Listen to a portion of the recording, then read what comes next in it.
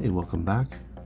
Just want to briefly go over this Smith & Wesson Model 36. So the Smith & Wesson Model 36 is a J-frame 5-shot revolver in 38 special. Now this particular example has been refinished and it has some third-party grips on it.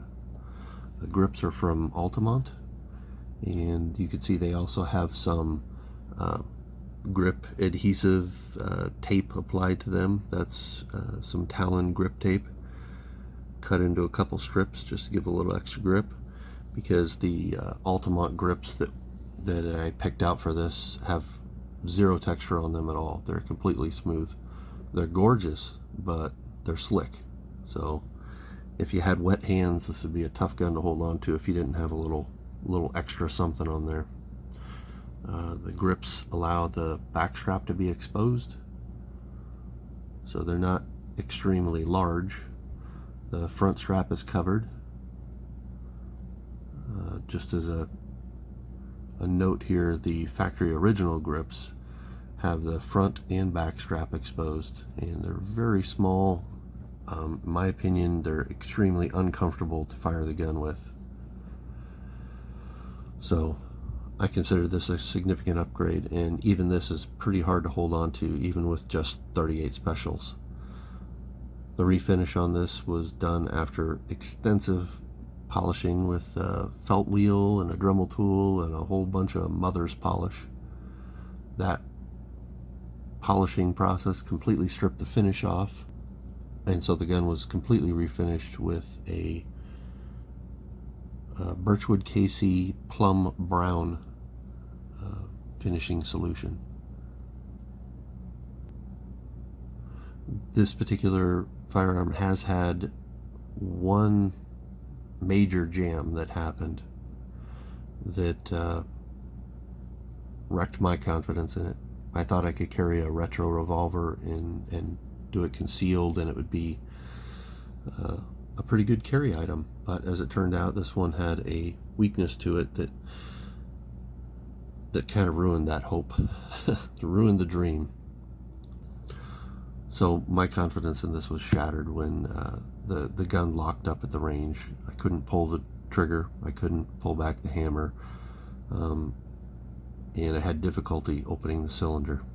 When I eventually got the cylinder opened up, what I found inside was that one of the cartridges had a rim that was just slightly thicker than the rest, and that had actually bound up on a little bit of a dimple that had been created from the firing pin channel here. I probably should call it a hammer nose, because the firing pin is on the nose of the hammer, so that's what I guess Smith & Wesson calls it. So anyway, from repeated firing, potentially dry firing, I'm not exactly sure, and the hammer nose going down through that channel, I'm trying to show you, there's a firing pin protruding right there. So as the firing pin repeatedly hammers down through that channel, it had dimpled out this piece of metal that surrounds the firing pin. And that little ridge of metal that had been created was binding up on the rim of the cartridge. And it wasn't doing it with every round. It just happened to be a round that it got to that had just a slightly thicker rim. Now I measured the rim of the cartridge, and the cartridge was technically within specification for 38 specials, so I couldn't blame it on the ammo. Ultimately, it was the fault of the gun. So I ran a punch down the bore of the gun after wrapping it in tape so that I couldn't scratch up the rifling. I tapped down the rim that had been created over time from the hammer repeatedly striking that area. So it's nice and flat now. No issue with firing, no issue with cycling ammo currently, but my confidence is definitely damaged on this. I don't know if it's gonna jam up on me the next time I go to the range or not.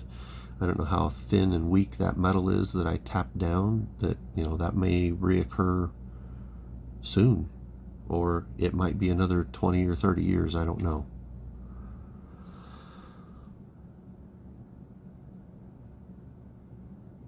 So for me, this is no longer a carry gun. This is a good range gun, and it's definitely a good discussion piece, and it was extremely educational in reconfiguring it into the state that it is today.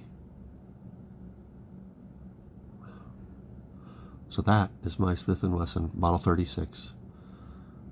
I hope you like it. I know I like it.